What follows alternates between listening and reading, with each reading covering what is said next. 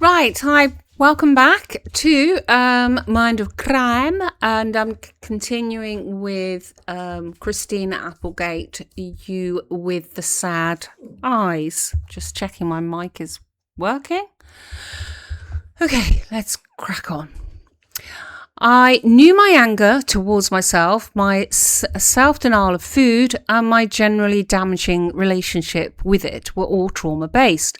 I had seen altogether too much at a young age, and any sense of control and safety was passing at best. Anorexia has been likened to a kind of OCD. When someone makes me feel out of control, I have to reassert that control, and anorexia lets me do it. She is a bitch though. She still sometimes sneaks her way in, but I now have the power to tell her to go fuck herself too. I've often said that if I could live in a Japanese minka with sliding doors, tamati mats and maybe one bonsai tree, I'd be the happiest person alive. Like many traumatized people, I ache for control, and food is one place I am able to achieve it. The week before I turned 18, I wrote, "What can I say? Once again, I feel fat. I think I'm getting a grip on why I do so often. No guy equals fat girl. A guy equals skinny. Happy girl. Go figure. Then hard work equals skinny happy girl." My diaries list almost endless problems with the men I picked to date. When I was 17, for a brief second, I hung out with Anthony Kiedis. I had gone to see the Red Hot Chili Peppers at this weird venue, a Masonic Hall or something just like that. I distinctly remember that we all sat on folding chairs and there was a carpet on the floor. At some point, my friend told me that the lead singer wanted to say hi to me. When Anthony found me, he had a top hat on. "Why are you wearing a top hat?" I said. "I want to go out with you," he said. That's not why he was wearing the top hat. He ignored my question. "Okay," I said, realising I probably wasn't going to get an answer about the hat. We planned a date to go to a farmer's market. Let me repeat that. Anthony Kiedis and I planned a date at the farmer's market. That's how punk rock we were. Is it Kiedis? I'm not Kiedis. I'm not sure how you pronounce it, so apologies. Cut to, I'm sitting at a farmer's market with Anthony, and then my mom shows up to pick me up, buys herself a sandwich and joins us. My favourite thing with Antoine was that's what we called him, ever said to me was about how he sometimes avoided using deodorant. How lovely. "A horse will know me before will know you," he said. I think it's very important to be recognised by horses. Then Anthony dumped me, but right after he did so, he said, "Hey, could you do my laundry?" And like a stupid fucking fan, I did it. I actually had a lucky escape.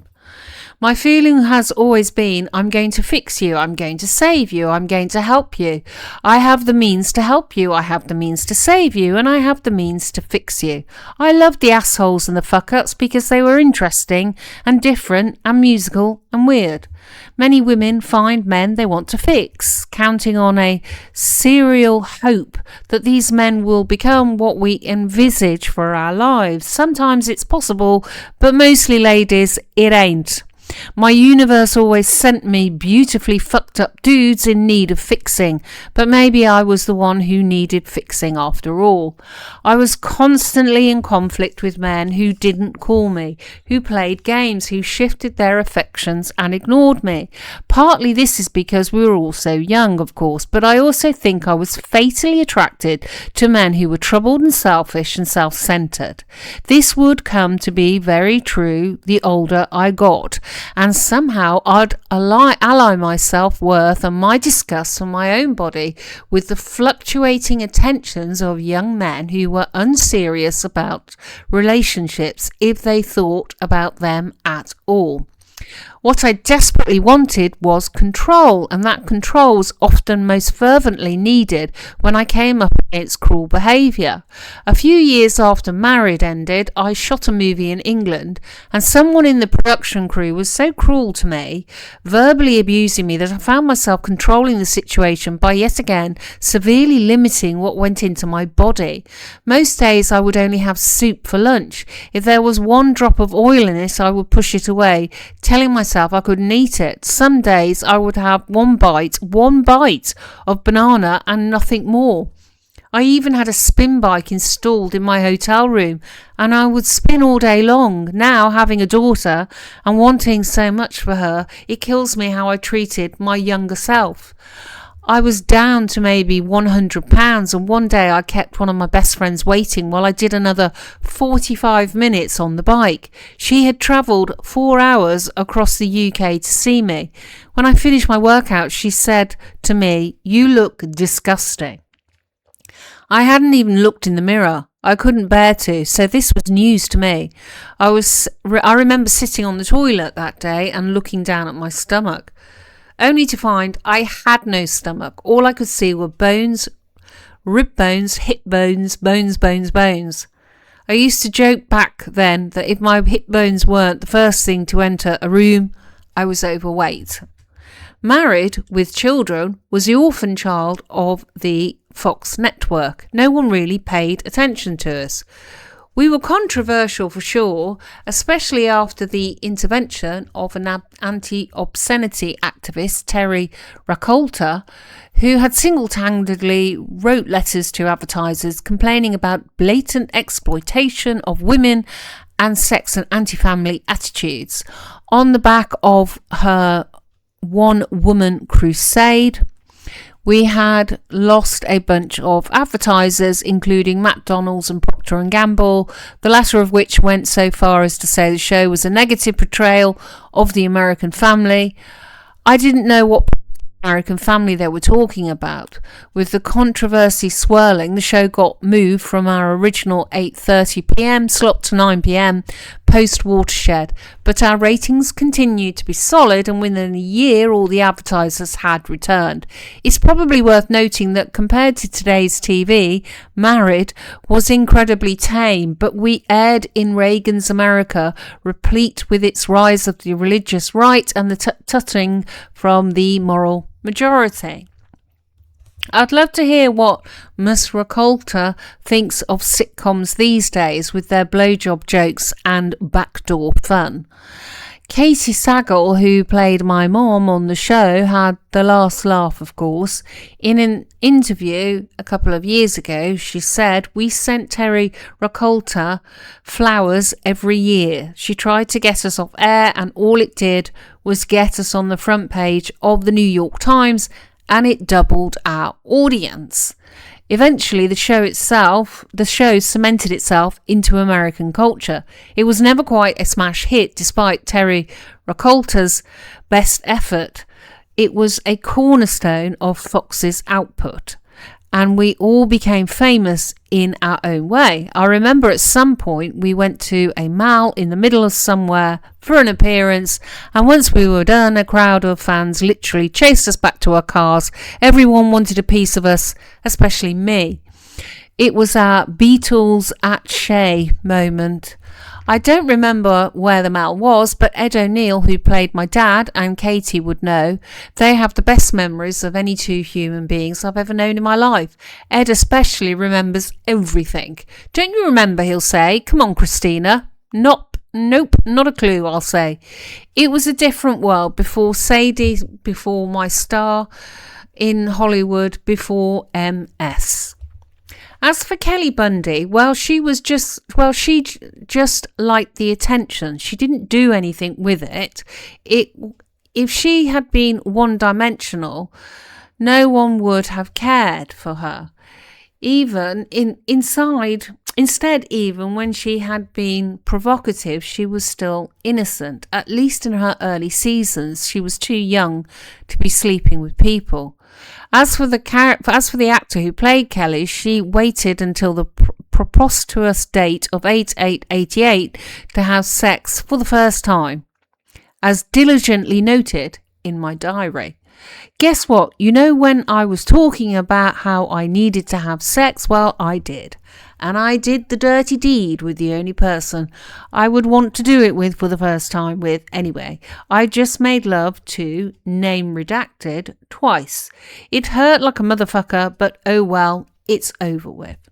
Alas, with so many people having sex for the first time, it led only to regrets. In the name of romance, I had told the guy, just put in for a second so I know what it feels like. That was my first sexy town. 4 days later, I wrote that I had major regrets about the incident, saying, I'm glad it's over with, but yet I really wish I hadn't done it. I was stuck between caring about this person and dealing with their lack of care for me, but I brushed it off, internalising as usual. The incident further depleted my self-worth, leading to a swirl of darker poetry. Here's one elegantly named Drunken Bitch. Christina loves someone, but who it is yet to be deciphered between God and the devil, but until then I will be left alone, here with my dagger and my heart, not knowing what to do with either. Despite the bad decisions, the agonies swirling around, the poet in me still could find the beauty in life. Today was yet another beautiful day. It was so clear. Mama Maria and I went to Self-Realization Lake Shrine in the Palisades. It was really great. I've totally started to appreciate my life and surroundings this week. Life is really a masterpiece. If you just open your mind and your eyes, you can really see how beautiful things are. So when I say life is shit, I can look back and realise that there is another side and stop being so sceptical about everything. Even at that young age, I didn't want to feel pain, so I dove into work and into saving people, and spirituality was also a crutch at that time. It helped me get away from the big waves, like the ones on the North Shore of Hawaii. As for Kelly Bundy, well, she was certainly no poet. She seemed to be written as dumber and dumber and dumber. She had started out as a biker chick who'd liked biker guys, wearing ratted jean jackets and sporting a smart mouth, but as the seasons progressed, her intelligence withered entirely until the day I handed a script in which she didn't know how to do something as simple as open a door. However, I felt being on the show provided all kinds of opportunities for me to expand my career. Earlier in 1989, a few months before I ditched Brad Pitt at the MTV Video Music Awards, I attended the February Grammys at the Shrine. I still have the ticket. I was in row 23, seat 49, if you're scoring at home. Well, tonight was a historical night for me. I went to the 31st Annual Grammy Awards. I was kissed on the cheek by Michael Hutchinson, chatted with Sinead O'Connor, and hugged by Anita Baker. Called Billy drunk off my ass from the INXS private party. In excess. Do you remember In Excess? There was quite probably the best night. This was probably quite the best night of my life. I know I sound like a complete groupie, but hey, anyone would have felt that way. Also, Melissa Etheridge, Sinead, Tony Charles and Tracy Chapman performed and were absolutely spectacular. Oh yeah, Alice Cooper watches Married every week. I look back at these memories, people and places, so gilded back then. Now I know that famous people are just humans, going through the same shit we're all going through. Life is messy, no matter who is living it. For all the compromises Married with Children forced upon me with regard to my self-image, it was still my home away from home. Creating a show took a week. We'd rehearse Monday through Thursday and then tape in front of a live audience each Friday. Most days I didn't have to be at work until 10 a.m. so my mom would bring me breakfast up to my room on a tray. She would make tofu scramble and a piece of toast and pour me a glass of pineapple juice. My mom would hand me the juice and say, "Let's wake up your mouth, Tiny." And once my eyes adjusted to the day, we'd sit on my bed and watch the Brady Bunch while I ate. We did that every morning for years until I moved out. Years we did that. Years. My mouth suitably energised, I'd head to rehearsal to join my other family. I was with that cast all week, and in effect I was raised by my mother, Ed O'Neill, Katie Sagal, and the rest of the adults on that cast and crew.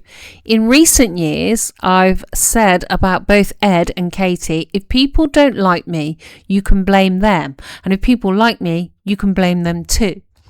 Ed was somewhat rough around the edges, but incredibly funny. He's from Youngstown, Ohio, blue collar, but he wasn't the hands down the pants Al Bundy kind of person. He was classy, not to mention a very smart, well-trained actor. He's still my dear friend, and I know that if I want to spend a couple of hours on the phone silently listening to a lovely human wax lyrical about every single thing under the sun, all I have to do is take his call, which of course I always do. Just need a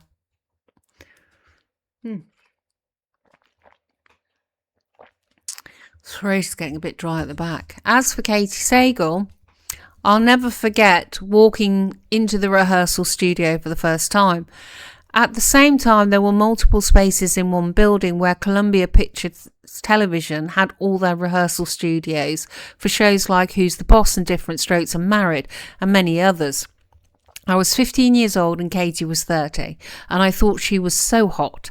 There she was, wearing the perfect pair of jeans, and there I was, a weird hippie girl with bells on my ankles. I wanted to look like Katie, tall with long thin legs and what I considered to be perfect boobs. I was enamoured with her coolness. She put on those little heels and she'd shimmy and do a Bette Midler walk across the stage and thereby create an indelible character. In fact, the show had 4 iconic characters: Al, Peggy, Bud and Kelly, by the time it came to an end. Off stage, Katie chain smoked, and she originally smoked in the show too, although that was eventually banned. The rehearsal studios were all jammed together in one building, and when we'd take our breaks, we'd head out to the hallway to throw a football around. Katie would light up, projecting an effortless cool. One day we were throwing the ball back and forth, and the iconic Cloris Leachman came striding down the hallway. She was rehearsing a different show down the way. Cloris was a teeny tiny little thing with a gorgeous ballet chest, shoulders back, poised. She walked with authority. She took one look at me and announced, "You need to stop playing football and you need to stop smoking."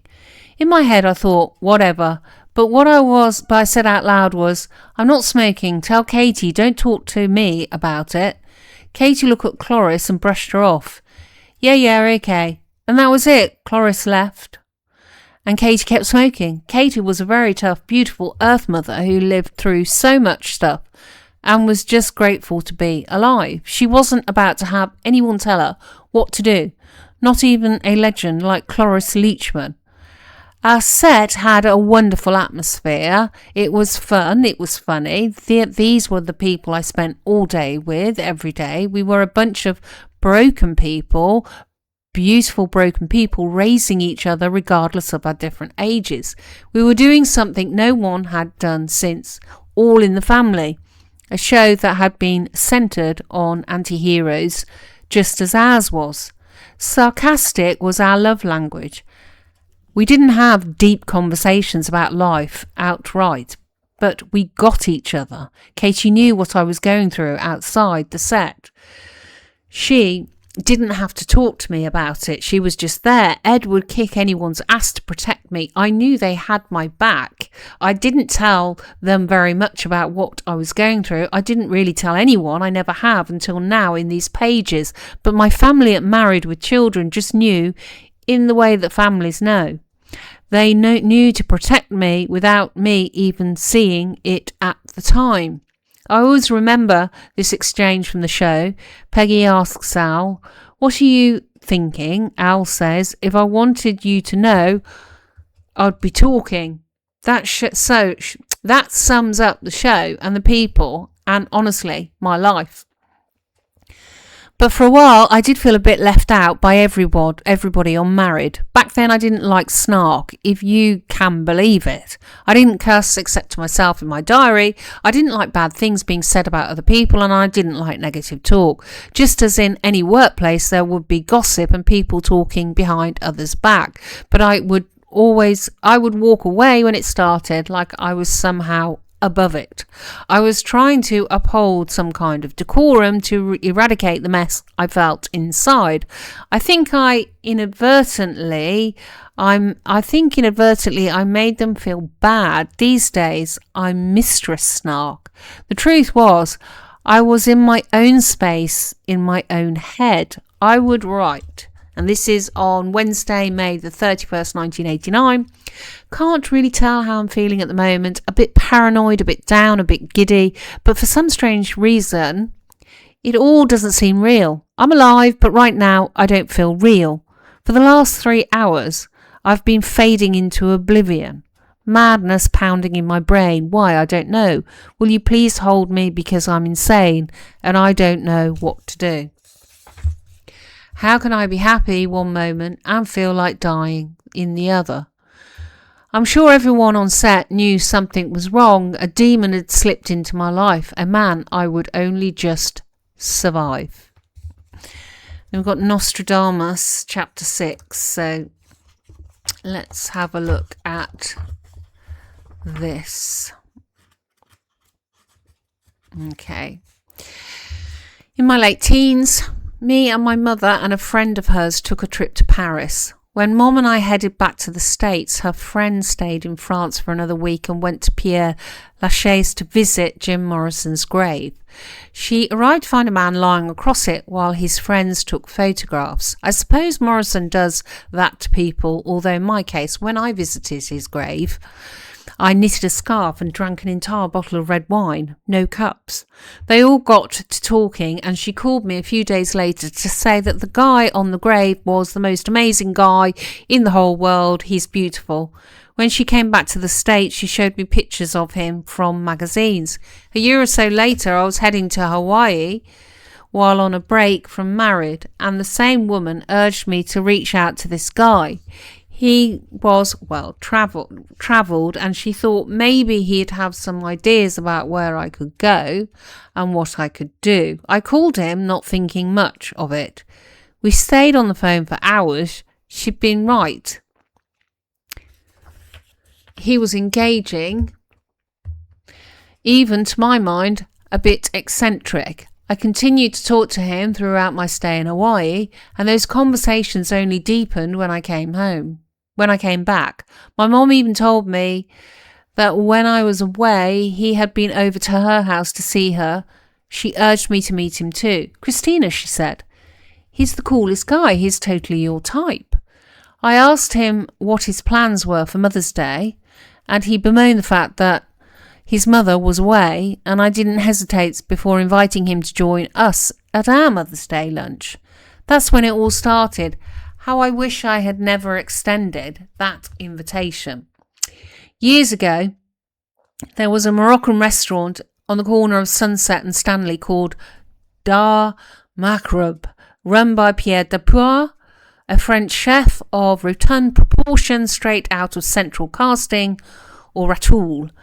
Dar Maghreb was then the go-to place in Hollywood for special occasions, like birthdays or anniversaries, or just when you felt like doing something different. The restaurant would proudly serve 7 courses in its faux Middle Eastern setting, replete with colourful tiles, a fountain and Arabic lettering on the walls. The waiters would bring mint tea to the table, which they'd pour from shoulder height to ensure that the correct amount of bubbles fizzed on the meniscus. All the while, belly dancers shimmered around, rattling their finger bells and wobbling their midriffs. A perfect setting for Mother's Day lunch. We drove to pick him up. It would be the first time I ever saw him in person.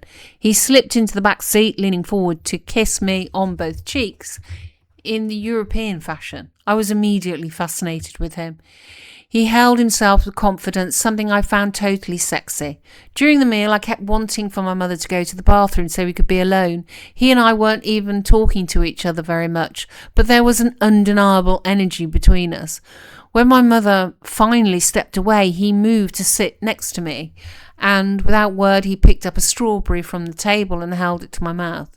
Yes, he really did that. He fed me strawberries, and I thought it was sexy, intriguing, and a little bit creepy. What can I say? I was still just a teenager. He was intoxicating. No one had ever treated me like this. At that point in my life, things were starting to finally feel like they were turning around. I was maturing out of childhood and into a place where I could make decisions for myself, and the deepest traumas, those stored away in my body, were nevertheless now a decade removed. Married with children was at its height. I was about to land my first number one on the call sheet movie, Don't Tell Mom the Babysitter's Dead. I'd just moved out of my mother's house. Everything was new and exhilarating. In the back of my mind, though, I knew I'd too often found myself in bad situations with men, situations that had caused pain and insecurity. These early loves hadn't been abusive, but they'd seemed to want the same level of commitment I needed. But they didn't seem, to want the same level of commitment I needed.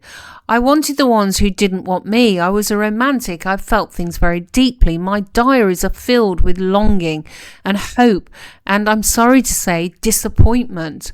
I'd fall for someone only to realise he didn't feel the same. My journals are littered with moments when men treated me less than kindly. Given that I'd already struggled with self-esteem, these does he love me relationships often made me feel even worse. Now, though, a handsome and confident man was feeding me strawberries in a Moroccan restaurant. That was all it took. Within a couple of days, we started hanging out, and from there it was very quickly became a thing. The relationship had the unstoppable momentum of a steam engine, our very own steamroller. Only a few months later, I was referring to him as wonderful and my boyfriend in my diaries. Yet even then, a too small voice in my head was trying to get a message to my better judgment. That was the very same month when I was calling him my wonderful boyfriends. Warning signs were already evident. So now I've got to extract from her diary. He and I are still together. We have problems sometimes, but not too major. I've been feeling pretty fucked lately, just about my appearance, my life. What else is new? I find myself looking at old pictures, seeing my weight, then remembering my old bows. I miss Billy and Sebastian sometimes. It's weird. I can't really explain it. I mean, I love my boyfriend very much, but I miss the others. Of course, Billy, I love him more than I love any other man. I don't know why. He just means a great deal to me. And he and I will always know that one day we will marry each other. Of course, when no one wants us, but for now, I'll be young and try to enjoy life before my whole perfectness manifests. It seems so significant now, looking back, that not 1 month into the relationship I was A, feeling bad again about how I looked, and B, fondly thinking of previous boyfriends. Still, he was alluring in the way scumbags often are. He was tall, handsome, and then, of course, there were the strawberries. I've already said that I was tragically drawn to men about whom I should have known better, but I was all too comfortable thinking I could save or rehabilitate, or more often than not, just pay the way of the guys that I dated. Within 3 months, we were living together. By this time, he was living in LA and his lease was up. He either had to leave his apartment or move back to Paris, so we moved in. He was working away in France for a little while, and then when he got back, he asked me to marry him. As quickly as a red flag can be waved, I felt his talons sink into me a couple of weeks after he moved in. I was madly in love with him, but something was always off. When I was filming Don't Tell Mom the Babysitter's Dead, I noticed he seemed unhappy about it, jealous that my time was being taken away from him. He would call up my mom and tell her, I don't understand why she's not paying attention to me. Jesus, my mom would say. She's making a movie. She's the star. The whole $10 million film is on her shoulder. Let her do her thing. Someday he'd come to the set and pretend to be supportive, but I felt it was an act, almost like he was spying on me. Ladies, if a man starts to control your every move, get the fuck out. I didn't. Our time, he even said to me, no one is ever going to love you the way I love you. Still, I steamrolled ahead. At one point I had a kissing scene and I could feel his diabolical jealousy. I had seen this behaviour before when my mom was being controlled by men who didn't deserve her, but it was still early in the relationship and I thought he was so beautiful, so I buried my fears. So I'm just seeing how... Yeah.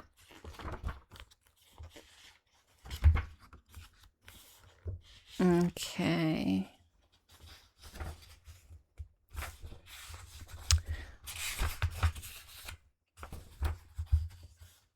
All right, we'll just carry on a little bit.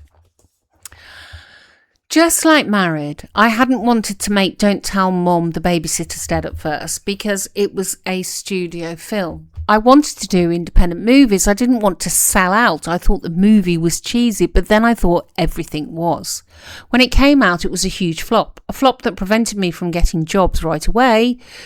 Getting jobs because right above the title was my name. It would eventually become one of the most quotable movies.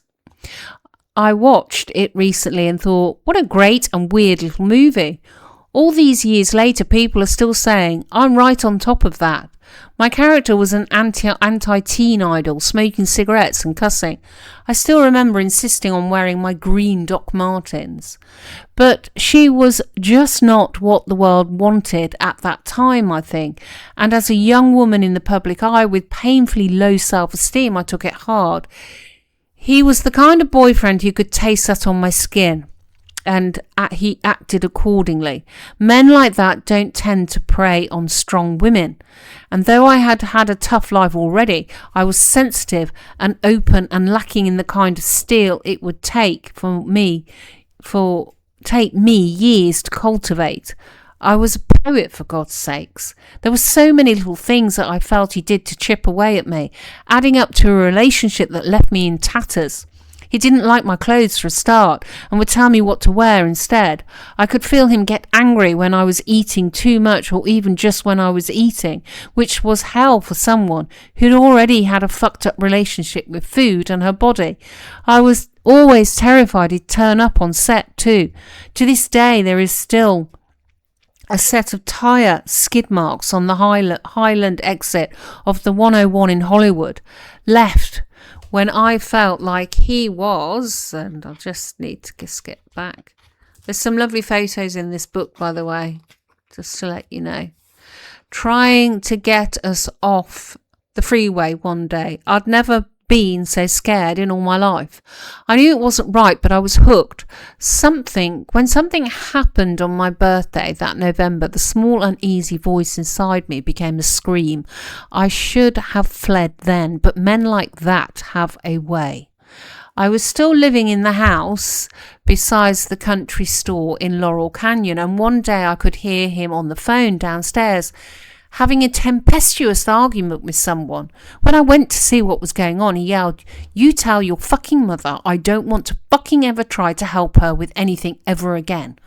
I was stunned. I asked him what had happened. "They've been planning a surprise birthday party for you," he said, "and I was going to give her names of people who you really like. but they really don't care and they're really not involving me. They're doing it all themselves. I was shocked by his childishness. You might think killing the surprise for me was bad enough, and for what sounded like completely ridiculous reasons. But what came next should have had me running to the hills. I heard my mother's car pull in shortly after. She must have left her house as soon as he'd hung up on her. I walked outside to talk to her in the car. "That fucking arsehole," she yelled. "There's something wrong with him." She was sounding off when I noticed him bounding out of the house down the driveway. I'd never seen this side of him before. I was terrified. Before I could stop him, I remember him thrusting half of his body through the open window of the car, screaming in my mother's face. "Get your head out of your ass, you fucking bitch," he was shouting. In fear, she started to drive away. I saw him kick the car. Again, I was speechless. What had happened? All I remember after that is in the throes of obsession with him, so much so that at the subsequent birthday party, we all agreed that he could stay on one side of the club and my mother would stay on the other. I was desperate to keep the peace. I loved my mother more than I loved anyone, but I couldn't break his spell on me. I needed to please them both. I didn't want either of them to ruin the party for all my guests, friends who wanted to make me happy. If you look at the pictures of that birthday party, I seem very happy, but as ever, my eyes aren't smiling. This marked the true beginning of my excuses for him, trying to believe that everything would calm down and eventually be okay. In my heart I was thinking, I can't lose him, just as I'd always thought about my mother. I can't lose her. He'd convinced me I'd never find anyone better than him, and I believed him. Fear of abandonment was deep in my soul my whole life. I had always felt that my mother was going to leave me. I feared she resented me for ruining her life. She was a great support and a great love, but I was always afraid of upsetting her. My mom hated him. She knew. She just knew. Of course she did. After what she'd been through with Joe Lala, she wanted to do anything she could to keep me away from the likes of this guy, but there was no telling me. She would say, "I know this guy is going to hurt you. Get the fuck away from him, Christina." She said she knew. She looked into his eyes, could feel this motherfucker's evil energy. As early as August the 19th, 1990, just a handful of months after the relationship started, I'd written, "My mom installed so much fear in me about him that it's caused me to rummage through his things to see if he's some weirdo. But I found nothing but remnants of a very intense, confused yet spiritual individual. I feel so empty. Sometimes I feel on the brink of desperate insanity. I'm afraid." Brackets today. To deal or talk to anyone from the outside world. Afraid, lonely, confused, bombarded, paranoid. All I do is ask God to bring me back to the light. Feel it, taste it, inhale it, and digest it, and drown in it. So, my career was taking off in new ways. I smiled for the cameras while promoting Married and Don't Tell Mom the Babysitter's Dead to hide everything that was happening in my relationship. These roles allowed me to move into a log cabin on Lookout Mountain by my early 20s. It was 10 houses due west from where Joni Mitchell had lived 2 decades earlier. Maybe there I could feel unfettered and alive. The log cabin was the most beautiful property I could have imagined, with every kind of fruit tree thriving on the grounds. Apples, oranges, tangerine, pears. There were avocados and grapes and 30 or 40 rose bushes of every variety and colour. I could live off the fruit and sometimes did, lasting a whole week or longer on the windfall of my yard. When I bought it, it had already been christened Rogue's Retreat. I kept the name in the original Oldwood sign with the new name etched on it. There was wisteria that had grown around and into and on top of a pergola. It looked as though the pergola had disappeared and this powerful wisteria vine was magically suspended in the air. Out back, we had a fireplace and picnic tables. To get to the house itself required navigating nearly 80 stairs up from the street level. I stole a shopping cart from somewhere so that I got groceries. I'd be able to get them up the initial ramp, though that would still leave me a hefty climb. I'd drag 10 or 15 bags all the way up to the kitchen so I'd have supplies for the night's festivities. The house was always full. Everyone came up and hung out at Rogue's Retreat. I had a yard, which was a new experience for me, and all my canyon friends. The idyllic childhoods we'd all miss were now played out as adults in the confines of my house and garden. Sometimes we'd make a slip and slide and hoot and holler all the way down to the edge of the property. Or I would put together an Easter egg hunt, stashing $100 in the golden egg, and watch as my friends knocked each other out and rolled all the way down the hill to try to score the cash. We were all out of control. We were an out-of-control gang of young adults screaming and fighting and shoving each other and screeching with laughter. It was magical. I'm sure the neighbours hated us. We didn't give a shit. Inside the house, I'd built a dance studio, of course I had, and installed a huge heavy 4-poster in the main bedroom. The house boasted its original stone fireplace and a little cubby for an old-timey phone, all built in 1918 when it was erected. There was a huge living room, the biggest I'd ever seen, I thought, after living in the 750 square foot house up the hill, with an expansive bay window and high ceilings stretching up to the loft area. I had a pool table just like at my grandparents' place in Indiana, only mine was in my dining room. The kitchen in the log cabin was tiny, I suppose, but we spent most of our time outside barbecuing anyway. During the Northridge earthquake of 1994, my huge 4-poster bed slid right across the room. One lamp fell and shattered and a single brick flew off my fireplace, but other than that, those houses in the canyon were sturdily built, especially my cherished log cabin. The place escaped any real or lasting damage. We were young and stupid, a bunch of idiot dickheads, but we threw great parties. I was home base and I loved every second of it. We would run around the property like it was Lord of the fucking Flies, doing whatever we wanted to do. It was a haven for me and all my friends, even as I felt my boyfriend's claws sink in deeper.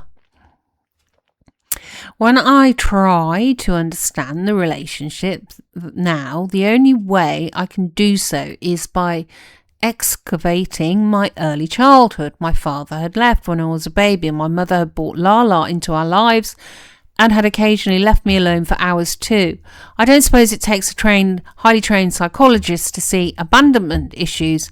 The truth was, I never felt like I was truly taken care of. So when it seemed like someone was into me, really cared about me, well, I quickly bought in.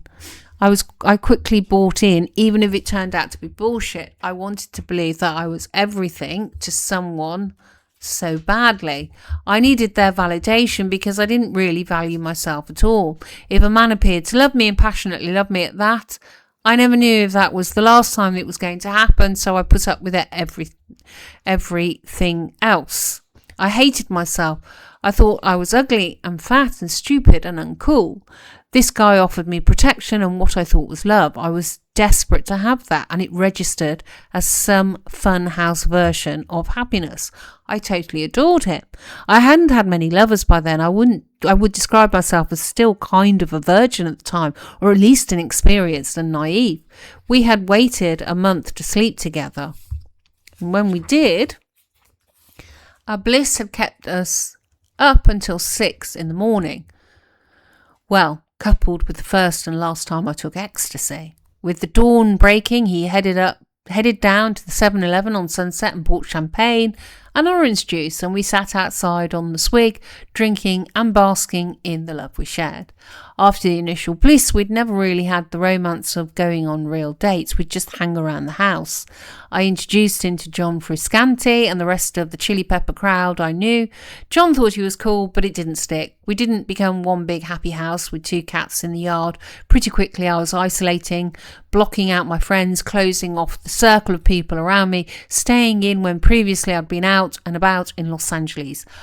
I just became the girlfriend. I felt like this man took control of my friend group, talking poisonously about them to me, isolating me from them. I had no idea what was happening behind the scenes. I just thought I'd found the love of my life and we were wrapped up in our own world. Retrospectively, I can see that familiar pattern of cutting out friends so that someone can be the number one.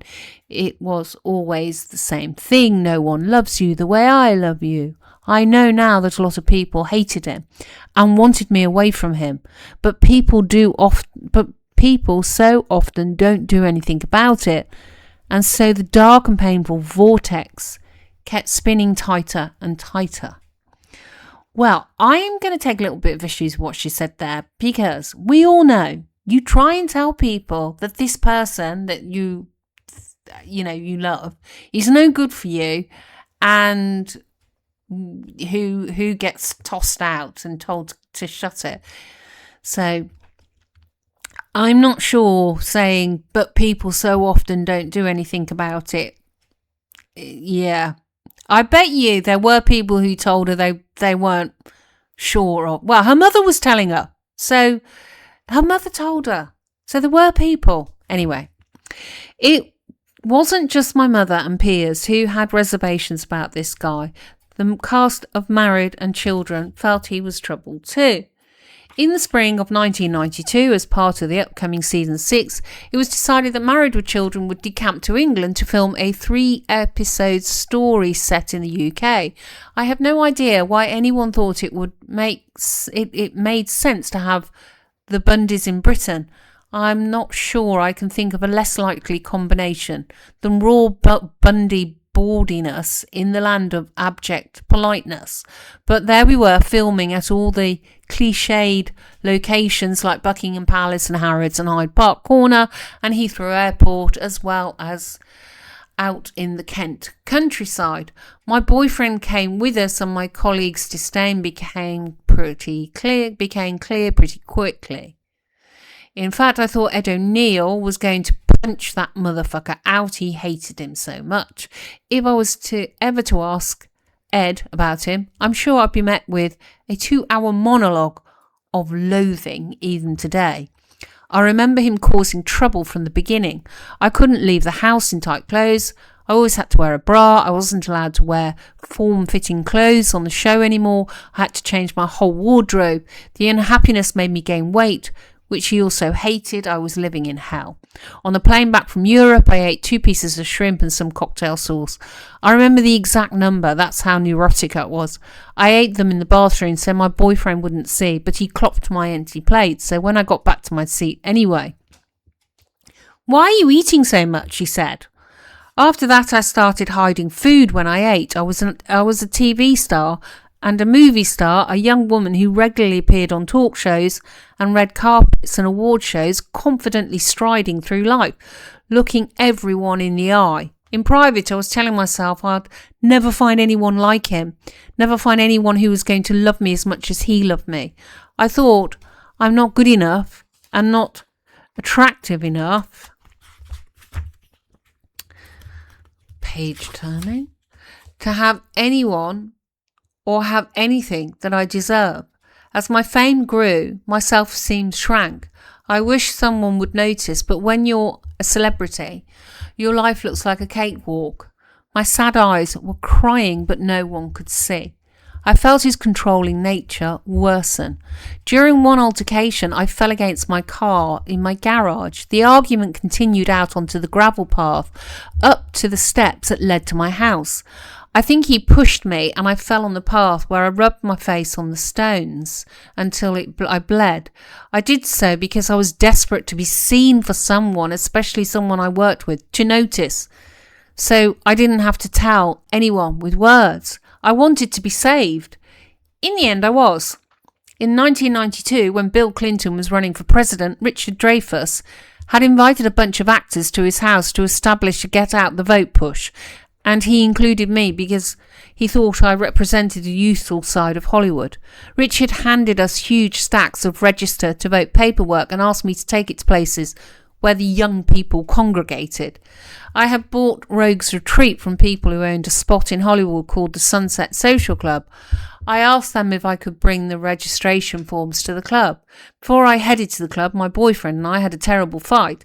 It had ended, like so many others, with him berating me, but I can't even remember what it was about now. That's how routine it had become.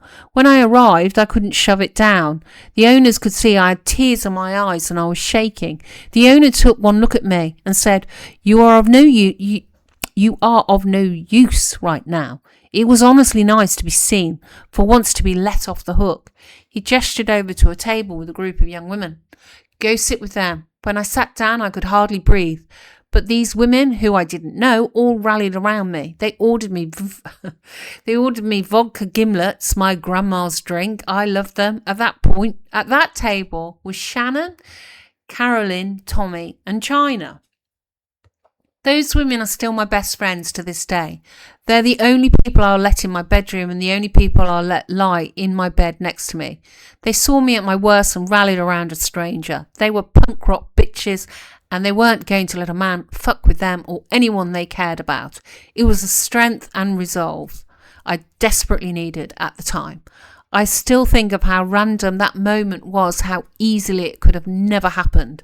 There is something special about the way women see each other, the way we immediately had a shared language, especially when it came to understanding what I was going through with my boyfriend. Shannon is gorgeous, stupidly gorgeous and deliciously mean when she needs to be. She was perfectly comfortable kicking people out of bars if they pissed her off. She is a punk rock skater girl at heart. She's been through a lot, seen a lot, done a lot. She has beautiful kids, really smart, really eccentric, interesting, brilliant children. Highly politically charged. She's my friend who posts everything about this march and that march. Fuck the government, fuck the patriarchy. She wants to change the world. And I love that about her. I'm a turtle. I like to go into my shell. But Shannon is intense and so funny. We've done everything together, from travelling to taking French lessons to getting kicked out of Formosa's cafe together. She's my rock. And then there's Carolyn.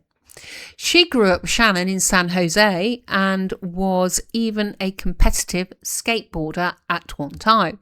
Throughout our lives, our paths have crossed and uncrossed. She went off to have kids before any of us did, while I was working so much. But when I got sick, Carolyn was there. And now Carolyn's with me almost every week. Tommy was also part of what became the Viper Room Club. It's what I call lusciously eccentric. She's married to magician Rob Zabrecki, a fantastic musician and former lead singer of Possum Dixie. When Rob started doing magic, he and Tommy would take a break in the middle of the show and tap dance on stage. They've been together for almost 30 years now and they're perfect together, both beautifully weird and loving and kind. China, who happens to be Grace Slick's daughter, is the funny, raw, unapologetic, chain-smoking heart of our group. These days, she's a sober Christian pastor, but whenever I see her, she'll still sit and just be China. Along with Farrell from my childhood, these beautiful women are scrappy as fuck, righteous as fuck. They are my girls, my tribe. They would do anything for me. All my friends are wonderfully strange and beautiful and kind, but they will also beat up someone for you. We've all changed across the years, become mothers or taken the cloth or whatever, but whenever we get back together, it's like we are still the same group we were back when we first met, back in that club drinking vodka gimlets. Except these days when we meet, I'm not crying, I'm swearing and laughing. They gave me their energy. By the end of that first night, I was a little buzzed and had gotten rid of my huge stack of registrations. And then that Clinton guy won. I'd like to think his victory was entirely down to me. Right, so I'm just seeing where we are with this.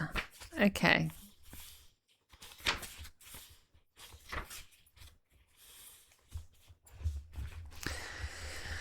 So we can carry on with this.